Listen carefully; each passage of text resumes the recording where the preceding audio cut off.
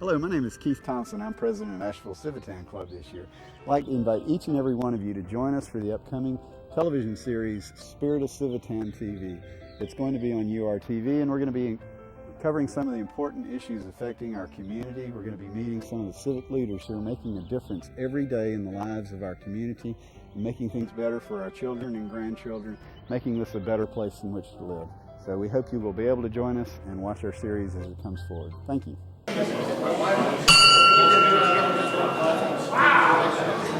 Good afternoon. Could you hear that? Larry is going to introduce the speaker today.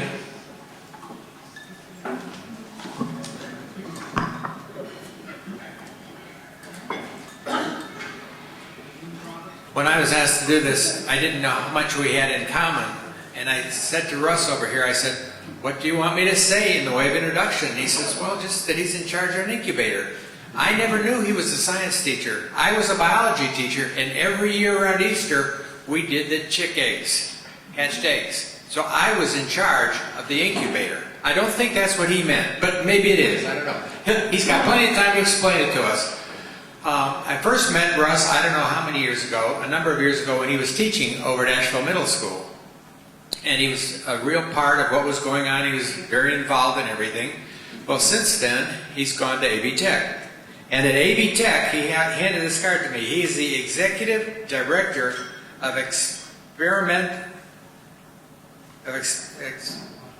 Entrepreneurial Ventures. I need glasses that magnify. And Business Incubation. That's what he does there. He came from Hickory, North Carolina. He's got at least a master's degree from Western, and now he's working on his EDD, doctorate degree from Western Carolina. And he hopes to be graduating from there with the courses finished by the time I keep my mouth shut.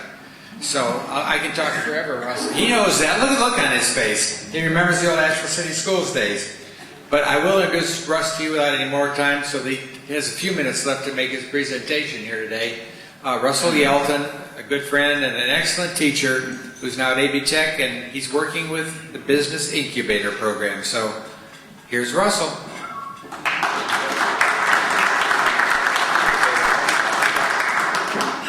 Thank you very much for having me here today. It's a pleasure to be here and share with you some of the things that we're doing at the college to help our local economy, especially the way things are presently. About 8 years ago, you may remember that BASF made a donation to this community. Former manufacturing plant out of the Inca area. The city and the county for a number of years have wanted a business incubator. This is a program where you help foster ideas, commercialize technologies, and ultimately create jobs. Well, former President Bailey was happy to get the building till the end of the first month. Utility bill was $35,000. So he said, what did we get? Since then, about $7 million has been invested into this facility. It is the single largest donation to a community college in U.S. history. Split up into several different areas. We have a technology training, conference areas, technology commercialization, as well as our incubation programs.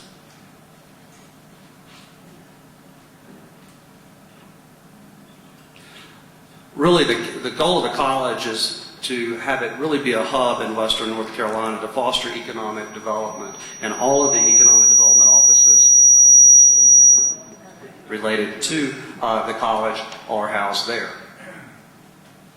We have lots of collaborations, lots of educational partners we work with, Western Carolina's nursing programs, our biotechnology institutes, and other educational opportunities, making sure that we have a trained workforce to support the region. These are just some of our education delivery partners that are located on campus. And we're doing a lot of work in the healthcare industry, working with, as I said, Western, and also our own CNA graduates who move on into those programs. Lots of new master's programs as well. We also have our productivity institutes. For those of you who are familiar with manufacturing, the Six Sigma, the Lean, all of those still work very closely with everyone in the community to support those existing jobs. We house the State Energy Office. We have a new program that we will be unveiling beginning in January for a clean energy incubation program. We are looking to develop new clean energy technologies that will benefit the region. These are just some of the economic development partners. Looking at this particular project, it is huge. There are approximately 1,000 incubators within the United States, and it takes lots of partnerships in order to be successful with this type of project. The way incubation works is we recruit companies, we bring them in, or we help them get started. We work very closely with them over a number of years, with the goal being that we will get them economically viable and graduate them, if you will, into the community so they become good taxpayers and we create good jobs. We also have one of my favorite places is our Blue Ridge Food Ventures Food Kitchen. It's an 11,000 square foot FDA approved commercial food kitchen where food entrepreneurs come and produce different food products. If you go to Green Life or Earth Fare, now even Ingles, there are products at all of those stores that are manufactured right here. Work very closely with the meteorological systems and the federal courthouse. We have a lot of jobs. A lot of people do not know that Asheville is the national repository for all the weather data in the United States. We also work, still trying to recruit companies. Jacob Holmes, we were able to help recruit a couple of years ago. But if you look at the last line in this, it really underscores what we all know. It was the first manufacturing plant recruited to Buncombe County in 10 years. Thus, the college, while we still try to recruit those companies, have really focused our energies on small business. We also, as a part of the center, have biotechnology programs. Our main focus is on the development of natural products. There are over 2,000 indigenous plant species within western North Carolina. So we have biotech labs. And we also provide incubation. We have 37 companies currently in the entire program. In this particular industry, we have everything from natural cosmetics company to a venture-backed company that is looking to create gasoline from algae. It's an example of another partner that we have within the facility. Also have the Bio Network here. This is a full-time staff supplied by the state to again recruit those companies and provide assistance to growing that particular cluster. While a lot of traditional pharmaceutical development is in the Raleigh Triangle area, as I said previously, the development work in natural products is something that we feel we can develop a lot of jobs for the area. In fact, Asheville, 50 years ago, was the #1 manufacturing place of natural products in the United States. We also do technology commercialization. We're partnered with Tech 2020, which is the commercialization arm at Oak Ridge National Laboratories, where we bring people in who have patentable ideas and things that they wish to commercialize. This is in conjunction with Advantage West and Buncombe County. So if we have someone who has an idea they think that they can patent, we'll help them do the research, the feasibility studies, and the filing of that patented technology. This is what we call our funnel in our TCC program, where we identify operational clients in the community that we work with. We end up bringing them in with the goal being at the end to make them a sustainable business and graduate them again into the local economy. Additionally, within the incubation program, we have our small business center, which is part of 58 across North Carolina. This is a picture of the incubation side over on the left-hand side, and the center really works to bring together a curriculum side as well as business development. To this particular office, you can come in for counseling, seminars, workshops, referrals, and we have a wonderful price tag. It's all absolutely free. It's funded by your tax dollars. So we tell about half the people we see no. It may be a good idea, but they're lacking capital, they don't understand their competition, and we'll work with them to try to develop it into a feasible idea. We do lots of business plan assistance. We believe that to be successful, you must have something down on paper and be able to have a vision for your ideas that someone who has never met you can read that, understand what it is, and feel that it's a positive thing. And then we do a ton of networking in the community. This is probably one of the biggest things that we do for small business owners, is help them get to resources. There are a multitude of agencies in Asheville who will provide free or reduced assistance to our entrepreneurs, and we have to work hard to make sure that they understand what is available to them. So this is the incubation side. If you come on the Inca campus, the incubator is everything on the left-hand side. It's 141,000 square feet, and our program is a pretty stringent program. For most of our companies, it's 24 months. They come in, and we want to see them graduate at the end of that time. We have to have a business plan. They have to do things such as submit to open book accounting. We cannot mentor them if we can't see what's happening with that. Have business plan reviews, monthly group meetings. Another thing that we have is graduated rent. Our rent begins at about 50% of market rate, that it increases every 6 months. So by the end of the 2 years, they can afford market rate. One of the big things we did that set our program apart from a lot of other programs we looked at both domestically and internationally is we took these requirements and we actually wrote them into the lease. So when someone signs a lease and we agree to bring them into the center, these are the guidelines which they have to operate. We have additional things, MBA students. We also have a student incubation program where we select 4 students every year from the college. It's a competitive process, and for 12 months they come in order to try to start their business. We have lots of alliances. We have an incubator alliance that covers 5 states presently, so as we're working with companies, if they want to go into Virginia or Kentucky or Tennessee or somewhere, we can facilitate that happening. 3 years ago, because of what we were developing, we were seeing more and more clients who wanted to sell their products internationally. So we signed our first memo of understanding with the Yangpu Science and Technology Center located in Shanghai, China, as a way to try and figure out if we could help our local companies sell their products on an international basis. They also have a student incubation program.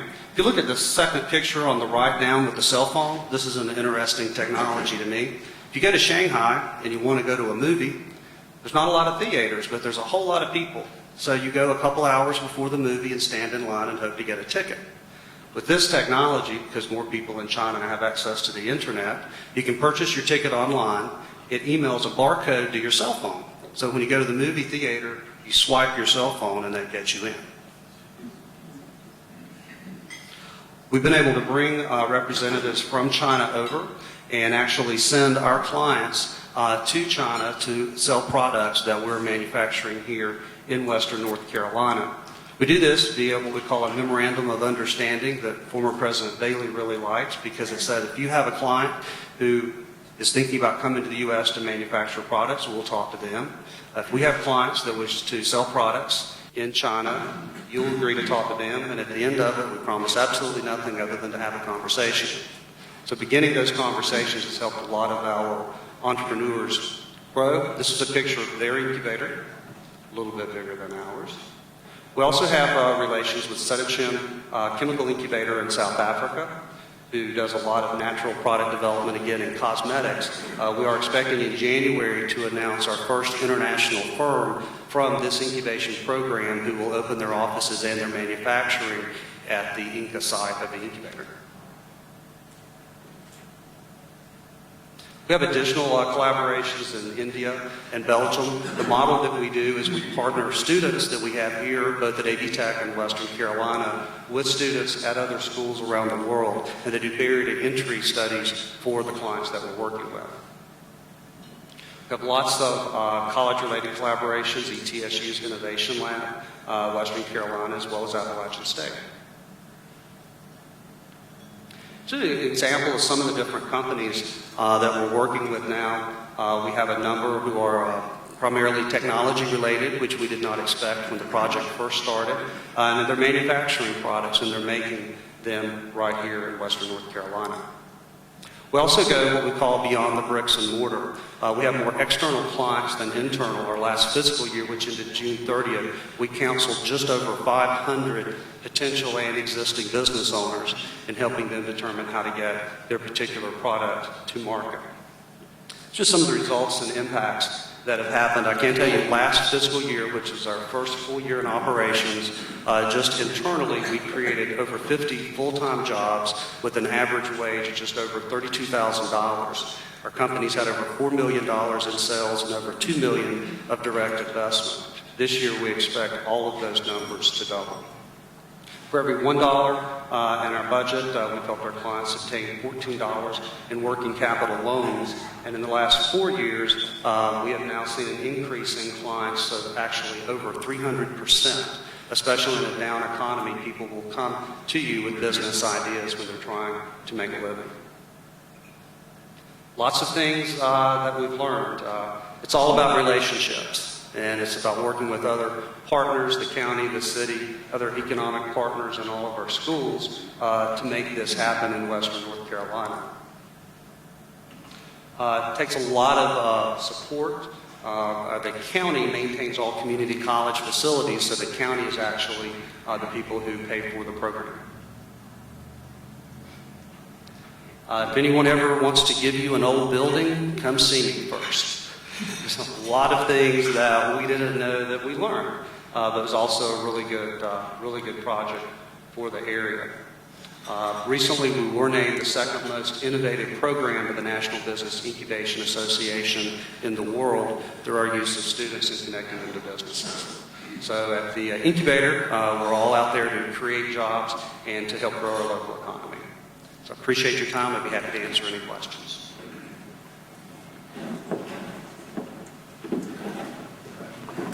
Thank you. Does anyone have a We have a question? Anybody? Unrelated to your activities, is there any flood risk over there in that facility? Good question. The lower part of the At the facility, is there any flood risk to the project there? The main buildings are out of the floodplain, but we are right on the little creek that runs in between the area, and it is below us. So where we are right now, the answer would be how big's your staff and what are their qualifications? They're probably all over the map. That's a good question. We have 19 staff, and their qualifications are all over the map. Mary Lou Sergey, who manages our food kitchen, has international food experience, so she helps those people. We have PhD people working in our biotechnology program, of course, doing the development. Primarily MBAs who work in our technology commercialization center. So it's all across the board. But the interesting thing is we have specialists in-house. So when someone comes to us, we do what we say is triage and try and figure out where best to put them, and then come up with an action plan for them to determine what they're doing. And as I said, one of the big things that we are is very honest with people when we talk with them, and we do send about half the people home because it's just not a good idea in our opinion.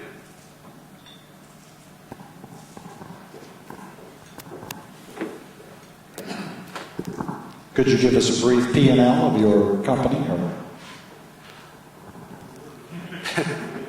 The whole center, I can tell you this year, we anticipate revenues in excess of $10 million. Tax value on that, just over $1 million. We should have created about 80 new jobs this year, and our average wage is almost $40,000. The interesting thing is a lot of the employees that are being hired are all from this area. They're not hiring from outside the area because we have more than capable people right here in Western North Carolina to take those jobs. We also anticipate over $5 million of venture capital investment into these companies, which has been very unique in getting started in Western North Carolina. In networking between the businesses that are in the building, are they learning a lot from each other? And is it a sort of a magnet for the people who may not have had the idea of taking their great idea and bringing it to you, that they may find that interacting with those folks who are successfully moving through, that they can find that vision works for them as well? Absolutely. One of my favorite times is once a month we have a monthly meeting. It's an hour. We put all these entrepreneurs in a room, and 2 minutes each. They go around and just talk about what's happening. Maybe they found a new resource. Maybe they're having a problem. Last year, several people were having receivables that were running late. So they were moaning about that, and somebody jumped up and said, hey, wait a minute, I used to work for a collections agency. Let me tell you 3 things you probably never thought about that would work. Through that networking, we're having companies that are splitting employees. You may have 20 hours of work, I may have 20 hours, well, let's partner together. And regardless of the industry, really, whether it's food, biotechnology, tech commercialization, they're all going through a lot of the same things. Hiring employees. One came to me the other day and he said, I just looked around, I've hired 7 people this year, and I'm going to have to come up with a dress code.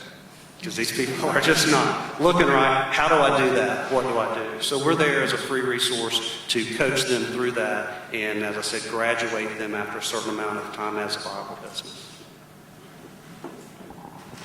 Supposing someone has an idea, what's the steps to get in touch with you and your organization? They simply call us. Again, it's free. The one other thing that I did not mention is another kind of unique thing that we have created for our existing business providers as our professional services office. So we have working attorneys, patent search firms, CPAs, marketing firms, graphic design firms who do about 100 hours a month of pro bono time. So as we're working and we determine those needs, we may help them develop a marketing plan, but we're generalists, so we then will get them a free session with someone who that's all they do is marketing to see if what we're doing is correct. But all of our services are free. It's your tax dollars at work. So they come in and sit down with the counselor to start making these decisions as to what steps they have to do next. Right. I believe the figure was about $8 billion a year before the recent rise in energy prices that North Carolina was exporting out of our economy to pay for energy. You mentioned initiatives to try to develop jobs and industry here in green and clean energy. Can you talk about that a little bit and how somehow capturing a portion of that $8 billion may be a key to some of this economic growth that we're going to see in the future? Absolutely, thank you. We have 3 areas that we're focusing on. First and foremost is workforce development. We can't have clean energy companies here if we don't have a workforce that's trained in those technologies, not only in developing them, but installing them and putting them out into the community. So we're coming out with that. The second thing that we're doing is at the incubator, hopefully by June of next year, anyone in the community can come out to a demonstration center where you can look at different technologies that you may be thinking about putting on your home, and let's be honest, at the end of the day, it's all about payback. So consumers want to know what the payback is going to be. So there's a consumer education series. The third piece, and this probably goes back to my days as an educator, is we're going into K-12 with mobile green energy labs, talking to the students about energy conservation and what the job opportunities are in that particular field. We're also at the entire college, we're not just talking about it, we're doing it. Now when we are doing solar panel installation training, for example, we used to say, here are the parts, put it together, mount it, check it off, take it back down. We're leaving it. So in the next 6 months, we're doing solar panels across the top of the incubator. We're doing solar thermal hot water, not only at the incubator, but also on main campus with a 10-year initiative that over a 10-year period, we hope to begin removing parts of our facilities off the power grid. We're already looking at doing part of the incubator off of the power grid because one of our internal companies has a chemical process to extract precious metals from scrap metals. As a part of the process, they're generating a large amount of hydrogen. So we're now looking at a hydrogen capturing process to begin taking our labs off the power grid and become self-sustaining. Because it's one thing to talk about it, but it's another to stand up and actually do it. So I'm a little excited about that program. I think there's a lot of good jobs there, and it makes a lot of sense. And we're going to have to work on our foreign oil dependence without question. I did have one other on the. If you have a retail idea, your site wouldn't necessarily be suitable. How do you work that? Well, as I said, we have more external clients than internal. We have many retailers across Main Street in here that we work with that we physically come out ourselves. You can't help a company just by sitting on the other side of a desk. You got to go see where they are. So, we will help them. We will do lease negotiations on their behalf. We've helped put partnerships together, and then we've helped mediate partners out. So we can be as involved or uninvolved as people like. Okay. Well, are there any other questions? Otherwise, Russ, thank you very much. Very informative.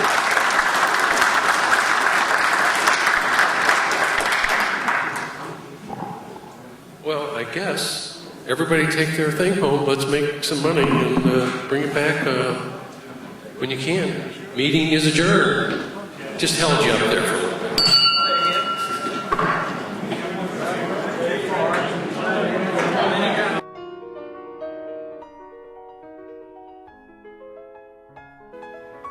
Thank you for that personal witnessing, and that's what it's all about, is the kind of choices we make. And then, as a friend of mine says, a phrase I really like, especially when we learn out loud, those things we're finding out, we say we saved a lot of energy, or gosh, we found out this really didn't work, or I don't know anything about this stuff, but I know we're in serious trouble and I want to learn more, and that kind of opening up and sharing with each other.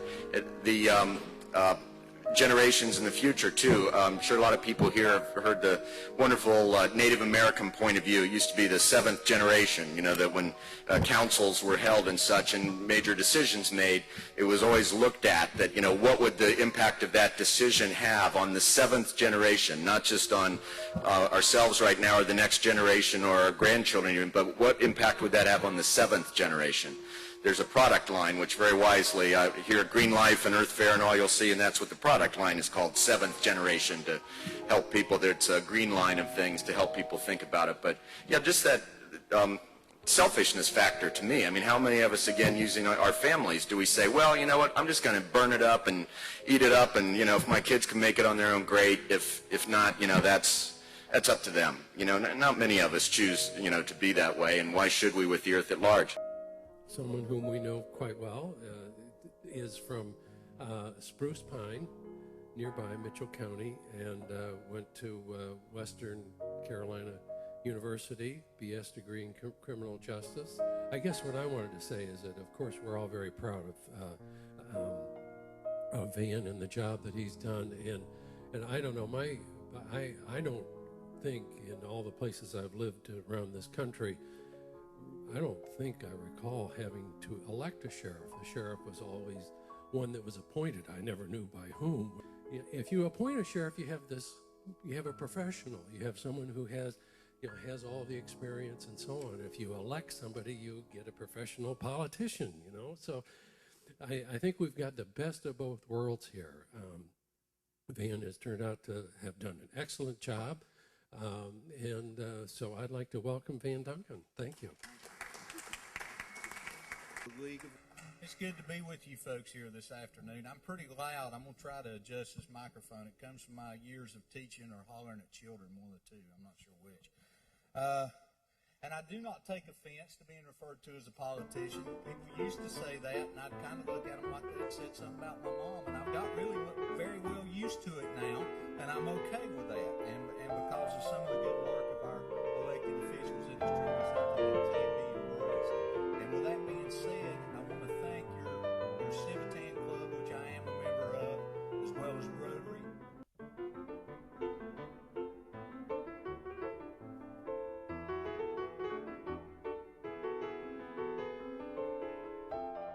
Hi, I'm Richard Petty. Did you know that for 90 years, Civitans have been making a difference in communities around the world by raising funds and serving needs of others? Civitans have made life better for millions of people like my buddy Jacob. Help me and Civitan members in your area make a difference by contacting your local club or visiting us on the web at civitan.org.